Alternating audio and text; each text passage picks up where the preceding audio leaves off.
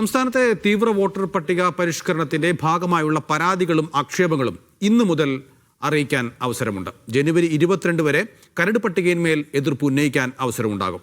ഫെബ്രുവരി 14 വരെ ഹിയറിംഗുകളും പരിശോധനകളും നടക്കും.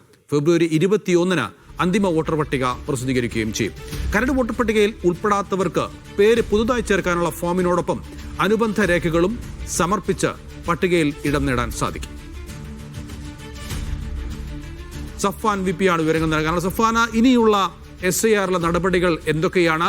ഈ ലിസ്റ്റിലുള്ളവരും ഇല്ലാത്തവരുമൊക്കെ ഇനി എന്തൊക്കെ കാര്യങ്ങളാണ് വരും ദിവസങ്ങളിൽ ചെയ്യേണ്ടത്?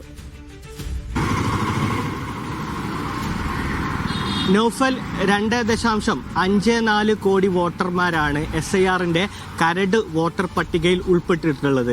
ഈ നടപടിക്രമങ്ങൾ ആരംഭിക്കുന്നത് 2.72 വോട്ടർമാരുമായിട്ടായിരുന്നു. അതായത് നേരത്തെ തന്നെ സൂചിപ്പിച്ചതുപോലെ 24 ലക്ഷത്തിലധികം പേർ ഈ പട്ടികയിൽ നിന്ന്, അതായത് നേരത്തെ ഉണ്ടായിരുന്ന പട്ടികയിൽ നിന്ന് പുറത്ത് പോയിരിക്കുകയാണ്.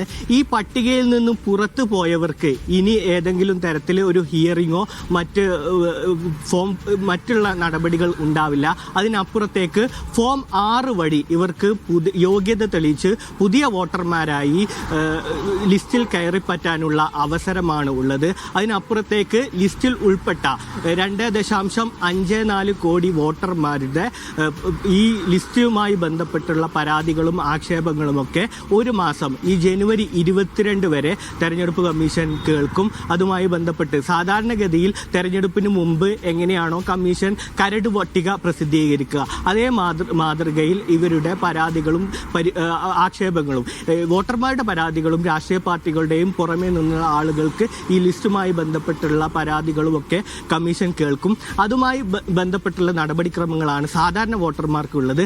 അതിനപ്പുറത്തേക്ക് അൺമാപ്പിംഗ് എന്നുള്ള ഒരു വിഭാഗം കൂടി കമ്മീഷൻ 18-ാം തീയതി പുറത്തുവിട്ടിരുന്നു. അതായത് ഈ നിലവിൽ എന്യൂമറേഷൻ ഫോം തിരിച്ചു വന്ന മുഴുവൻ ആളുകളെയും കരട് പട്ടികയിൽ ഉൾപ്പെടുത്തുമ്പോഴും അതിൽ 8% ആളുകൾ 8% ആളുകളെ മാപ്പിംഗ് ചെയ്തിട്ടില്ല. അതായത് ഡിജിറ്റലൈസ് ചെയ്ത ആളുകളെ 2002 ലിസ്റ്റുമായി ബന്ധപ്പെട്ട് മാപ്പിംഗ് ചെയ്തിട്ടില്ല. ഇവർക്ക് ഒരു ഹിയറിംഗ് വെക്കും എന്നാണ് മുഖ്യ തെരഞ്ഞെടുപ്പ് ഓഫീസർ ഇന്നലെ നടത്തിയ വാർത്താ സമ്മേളനത്തിൽ അടക്കം അറിയിച്ചത്.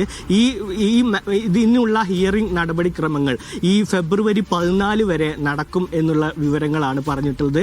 ഈ മാപ്പിംഗ് പ്രക്രിയയുമായി ബന്ധപ്പെട്ടുള്ള കൃത്യമായ കണക്ക് ഏതായാലും കമ്മീഷൻ ഇന്നലെ നൽകാൻ തയ്യാറായിരുന്നില്ല. ഇന്ന് പാലക്കാട് നിന്ന് റിപ്പോർട്ട് ചെയ്യുന്ന അനുസരിച്ച് 20 ലക്ഷത്തോളം ആളുകൾ ഈ അൺമാപ്പിംഗ് വിഭാഗത്തിൽ ഉൾപ്പെടും എന്നുള്ളൊരു കാര്യമാണ് പറയുന്നത്.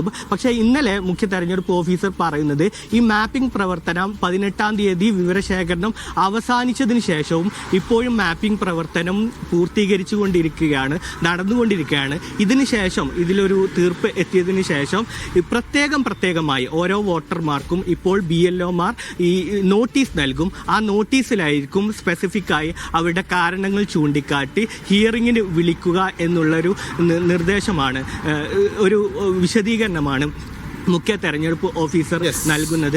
2 ഘട്ടങ്ങളിലായിട്ട് ഇവർക്ക് ഹിയറിങ്ങിന് അപ്പീൽ പോകാനുള്ള അവസരമുണ്ട്.